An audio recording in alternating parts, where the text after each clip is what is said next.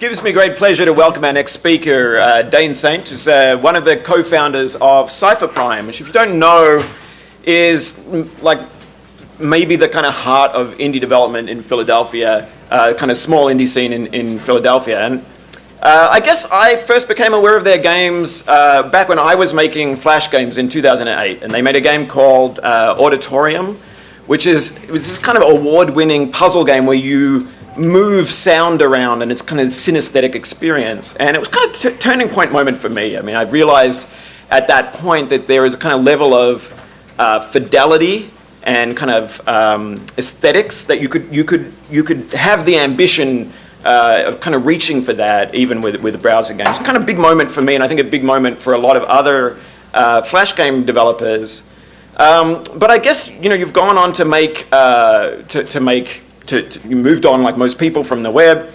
You might know their other most award-winning game is Splice. It's another puzzle game, again with this kind of deep commitment to motion and life and aesthetics in a way I think that you don't really see in puzzle game designers generally. I mean, I think generally, if we had to characterize designers of puzzle games, we would think of them as being kind of really committed to the aesthetics of logic and of language, and kind of not so interested in the kind of whole of the experience.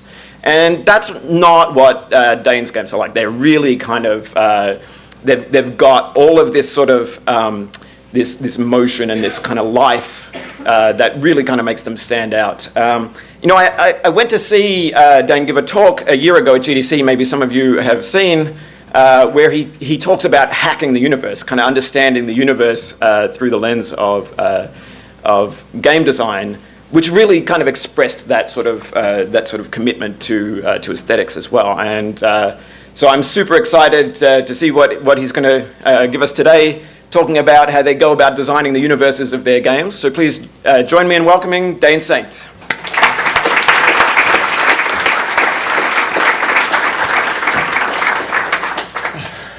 Hey, how's everyone doing today? That's cool. That's cool. We're gonna get some power techniques up on stage. So he's already gone and introduced myself, but I already have the slides, so I'm gonna do it again. Hi, my name is Dain Saint. As he mentioned, I am the co-founder of Cipher Prime Studios in Philadelphia. We're best known for Auditorium, Pulse, and Splice. We've released 8 games in the last 8 years, which, if you're keeping track, is a lot of games for an indie studio to make. Today, I'm here to talk to you about magic. As he mentioned, last year, 2015, I did a talk at GDC entitled "The Universe: How to Break the Game." And there I explored the possibility that we are all living in a simulation and found lessons that game designers can learn from that thought experiment.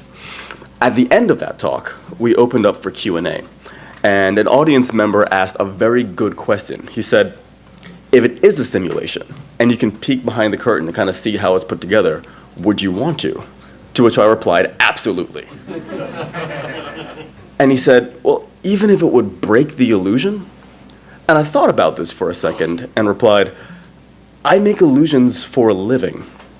This was a revelation for me because I hadn't really stopped to think about the nature of our work, but it's absolutely true. We are, all of us, magicians. And I don't mean street-level, sleight-of-hand type trickery, but the real deal. You see, I believe that we're living in what I call the second age of magic. And I'm here today to talk to you about what that means both for your games and for your lives. Humans are an interesting lot. We're curious and inquisitive and driven by a need to make the world make sense. So when we first harnessed fire about 2,000 centuries ago, we instantly ascribed magical properties to it. Fire became the first primal force that we learned to control. After that, we would go on to master earth with agriculture, wind with windmills, water and irrigation, and in every case, we would add magical significance to this. In this way, the elements became the basis for how we understood the world, magical forces that could be harnessed through study, intuition, and sheer force of will. This is how we came to define magic, the power to influence events by using mysterious forces. As time went on, we spent more time breaking down the mysterious part of that equation. Vengeful spirits gave way to weather patterns. Magical energy gave way to electricity. Magic gave way to science. But it wasn't the world that changed, just our understanding of it. Now here in the 21st century, we're creating new worlds, and that process has become equally mysterious. So magic is back on the table as a method of explanation. If you don't believe me, ask someone in this room, what do you do for a living? And they'll say, I use arcane languages to interact with hidden worlds, harnessing mysterious devices to create entire new realities. Now, what exactly would you call that? So let's admit it, we brought magic back into the world. Now it's time for us to learn how to harness it. At Cipher Prime, we like to say that we don't make games, we make experiences. And that might sound like really artsy, but I'm trying to make a key distinction here. An experience is a different thing than a game. It's probably best to say that a game can be an experience, as can an art show, a concert, haunted house, a novel, hell, even just a good conversation. An experience is simply an event or an occurrence that leaves an impression on someone. That impression is usually the result of emotional impact, and as designers, leaving an impact is our highest calling. So the question becomes, what makes a good experience? We've pared it down to 3 rules. A good experience is intentional, it is holistic, and it is alive. These are the 3 core principles of the second age of magic. As practitioners of this magic, your goal is to create within your players a sense of emotional responses, to leave an impression. And the art and science of crafting those responses is a study that we call experience design, XD for short. You might notice that XD is also an emoticon, the laughing face, expressing joy and amusement. This is intentional. And so with this, we're going to get into the first principle. An experience is intentional. The Magi of Zoroaster were known throughout the ancient Greek world as masters of alchemy. The Greek spelling of their name is what gives us the modern term magic. They were specifically known for their adherence to ritual because, as any magician knows, just saying the words of a spell doesn't make it work. You have to have intention. So ask, what is your purpose? What is the purpose of your game, of the experience? Do you want people to have fun? Get high scores? Do you want them to blow things up? Maybe explore an open world. Are you making a puzzler or a platformer? Do you want them to go for achievements? Are you getting high frame rates? Guess what? These things aren't purposes. They're the clay that you work with or the tools that you use to sculpt, but they are not the sculpture. To create an effective experience, you need a singular intention to create an emotional response in your player. And everything in your game has to be intentionally designed to create that feeling. This means that you need to know what you're crafting. Start with the inner loop. What is the player doing? What is the actual action the player is taking? Once you have that, you can then move on to figuring out why you're crafting it, what the emotional response your player should have. After that, add every piece to serve that goal. This is where your design and your visuals and your story belong, to enhance the core inner loop and emotional intent. And finally, and most painfully, cut away everything that doesn't serve the goal.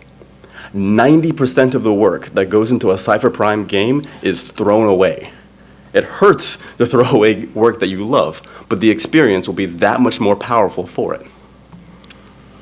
Our very first game, Auditorium, established this principle. Now, so this was back in 2008. We had no audience and no budget, but we still needed to distill our skills into an experience that made an impact. So let's take a look at how we made Auditorium intentional. The purpose of Auditorium is to reconnect players to a childlike sense of play. As a result, Auditorium has no lives, no scores, no characters, no backgrounds, and no instructions. Not because there's anything wrong with those things, but because Auditorium doesn't need them. Every interaction is telegraphed. The elements you can interact with communicate their purpose as soon as you touch them. Now, this was first played in the browser, so your primary interface is the cursor. We don't add an additional cursor in the game. But when you click on something, the cursor is hidden because at that point, you don't need it anymore. The UI in the bottom right shows the only information you need, the current act and the level. Even the dividing line is a loading bar. Auditorium has everything it needs and nothing it doesn't. Now, considering what goes into the game is only part of the equation. So let's explore the second principle. An experience is holistic. In 1926, J.C. Smuts coined the term holism, which is the idea that systems should be viewed as in their entirety and cannot fully be understood solely in terms of their parts.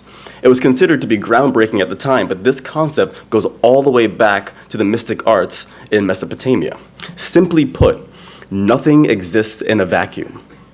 But what does that mean to us? It means that we can't just focus on the game. We have to consider everything around the game. This means menus. It means platforms.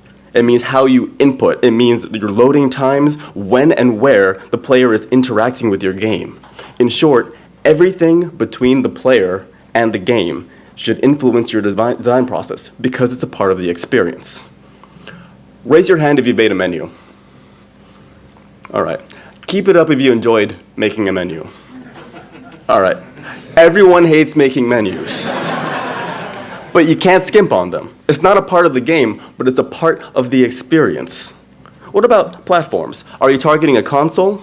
Then your player's going to be at home, probably on a couch, in an environment where they can control their lighting. You'll have their undivided attention. But the controller is a limited input, which means that your menus have to be that much more intuitive. Your aiming has to be that much more predictive. What if you're targeting a mobile platform? Then the device itself is a part of the experience. If the phone already has volume controls, your game doesn't need volume controls because the experience already has them. But your player is going to be in an environment with uncontrolled lighting, uncontrolled ambient sound, and uncontrolled time between interruptions. But all of these uncontrolled variables are now a part of your experience, and you have to plan around them. If you've read any fantasy at all, you know that one of the biggest themes of magic is unintended consequences. So think it through, find all the seams, and tie them all together into the experience as a whole. Splice is a puzzle game about rearranging genetic sequences. The intention of Splice is to make you feel like a scientist working late at night in a lab by yourself, uncovering the mysteries of life. Very specific intent. So now that we know that intention, let's take a look at how we made Splice holistic. The first thing you'll notice in Splice are the menus. We adopted a strict design rule of never breaking immersion. As a result, the menus are placed right in the game alongside everything else. The colors are chosen to bathe the player's surroundings. And when we ported this to PS4, we brought that functionality to the controller as well. So when you play this at home, in a room, the entire room is colored the same way that the levels are, creating an enveloping effect. The sounds as well create that sense of envelopment. The ambient noise of the game furthers the immersion, and large events are punctuated with large bass hits. But we know that not all players have powerful subwoofers, so those hits are layered one octave up, so they're audible on every system. We created the ability to scrub back and forth through the moves so that you have full control over the problem space. You don't have to fight with the interface to understand the puzzle. Now, our puzzles are very difficult, and that level of difficulty creates frustration, which could make somebody stop playing. So the music is designed to be soothing and calming to counteract that emotion of frustration. And every interaction you've had is remembered and displayed, creating a sense of continuity all the way back to when you first opened the game. These details go a long way towards managing the variables that exist between the game and the player. All right, so now we know why we're making our experience, and we've considered all of the external variables. Let's take a look at the third principle. An experience is alive. The Waidan branch of Taoist alchemy sought eternal life in ancient China. In this quest, they mined the mineral cinnabar, because it was believed to elongate life due to its vibrant color. Cinnabar would be consumed in immortality elixirs for 100 years before it would be discovered that its primary component, mercury, was highly poisonous and driving people insane. This just goes to show how important life is to magicians. How many people have seen talks on juice, right? For those of you that haven't, juice is the principle of adding satisfying, meaningful animation to every interaction within your experience.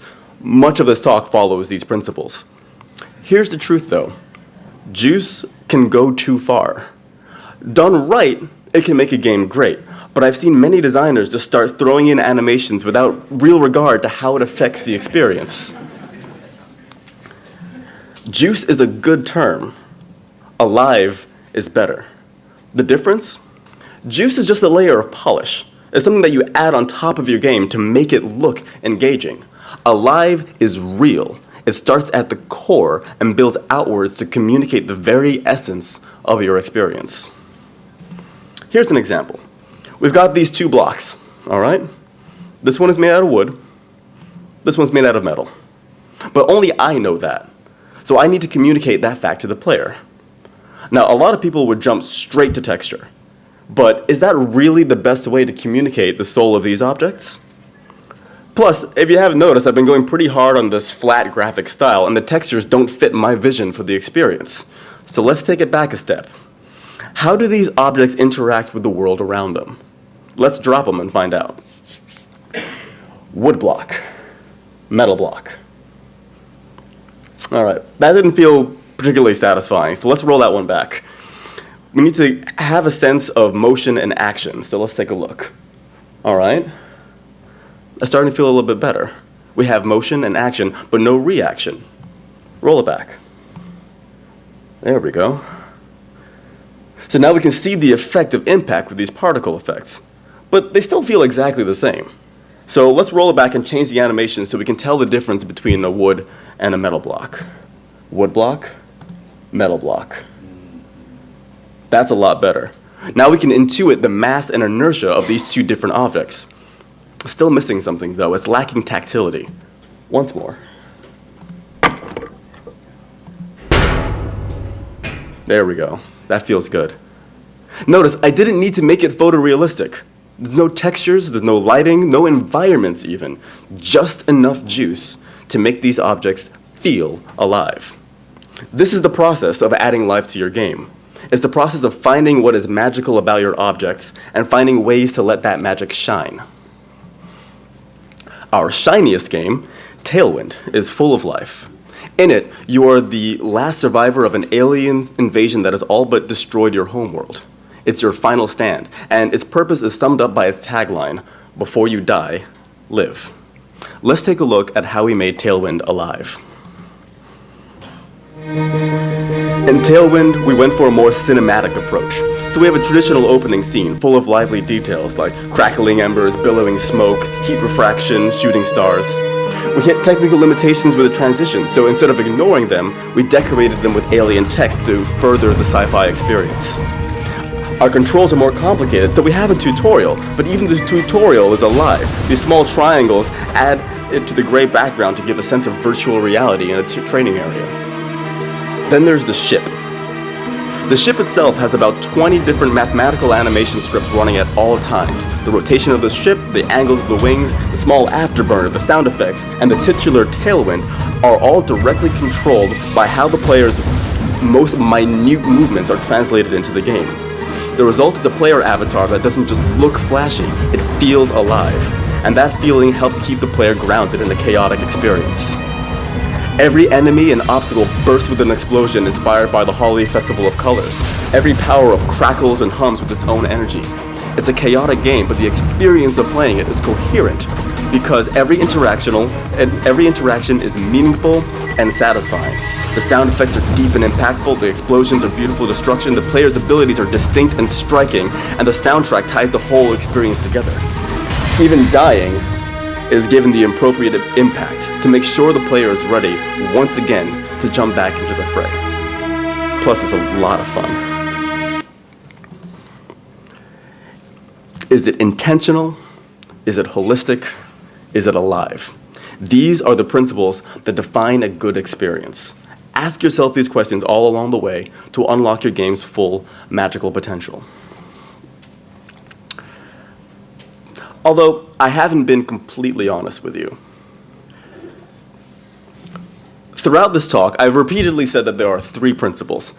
But if you look a little closer, you'll see that there's been another principle hidden in plain sight.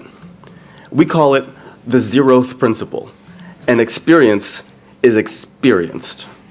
If I can watch a video of your game and truly understand what it feels like to play it, then your game is not an experience. Trailers, screenshots, and Let's Plays can give you an idea, no doubt. But trailers, screenshots, and Let's Plays are not the game. The map is not the territory. You watch a movie. You read a book. You play a game. You experience an experience.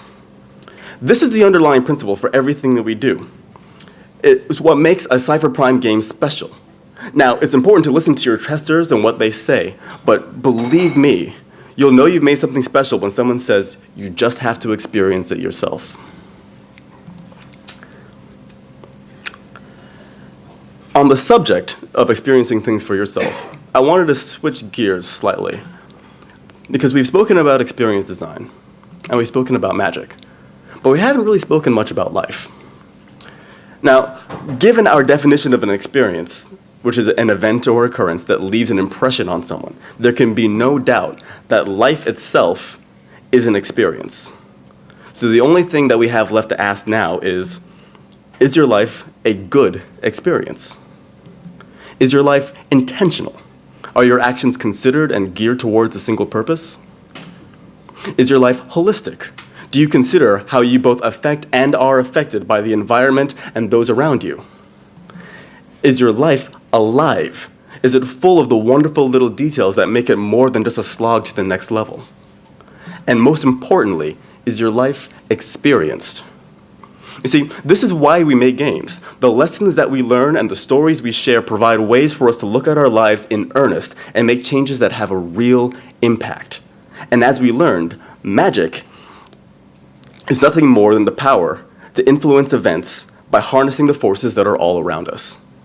We truly live in a world where anything is possible. So use these principles to add some magic to your games, your life, and the world. If you need help designing an experience, hit us up. We are more than happy to help.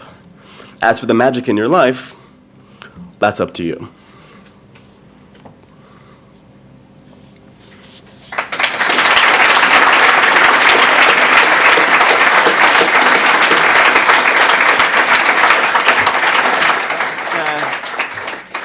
Okay, how much time do we have for questions? I can't see where Gwynna's gone. Well, let's just take it away. I'm sure someone will tell us when we are out of time. Questions? Yep, go ahead. You say that your life needs to be intentional, so everything should support one key principle. Mm-hmm. What is your principle? Relentless. Repeat the question. The question is, to make your life intentional, you need to follow a principle, and what is my principle? And my principle is relentless self-improvement. I am always trying to find ways to be better, even when those pathways are painful. A lot of improvement, like I said, with our games, we throw out 90% of the things that we make, and that process is painful because you get attached to things and you think, this is what should be in the experience, and because I made it, because it's really good, because I like it. But when you look at the purpose, when you look at the experience, you realize as much as you like it, as much as you might like something you created or a belief or whatnot, if it's not relevant, it has to go. There's a saying that you shouldn't cling to a mistake just because you spent a lot of time making it. And I think that is sort of what I take away for that. So yes, relentless self-improvement, like the shirt says. One over there. Have you tried taking auditorium into real auditoriums, into real space? We have done some things with touchscreens, with the large touchscreens, and that feels really nice when you have it on a table because instead of it's one fewer layer of indirection. Rather than playing with the mouse, you actually get to reach out and expand these discs so that you can move the light around. So that feels really good. As far as projecting it, we've done that with. Actually, we did an art show last year called We've Traveled So Far that's based on Auditorium. And what we ended up doing with it was creating an experience. The idea behind it was we wanted to play on the boundary of what is real and what's virtual.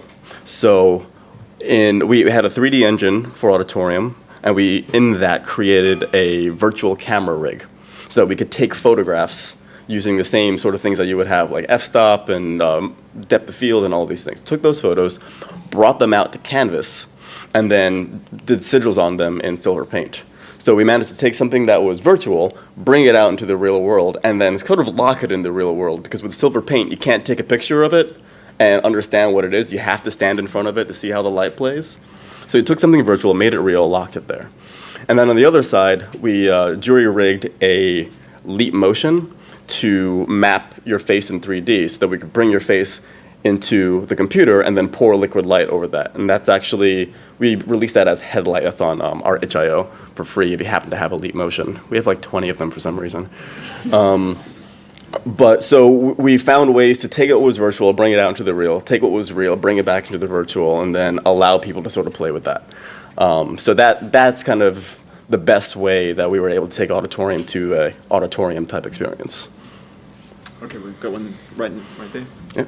What are the implications of teams should be organized, or how sort of the making process should work if you want to create experiences that are holistic and intentional? Can you repeat the Yeah. question? The question is, what are the implications of these three principles on team structure?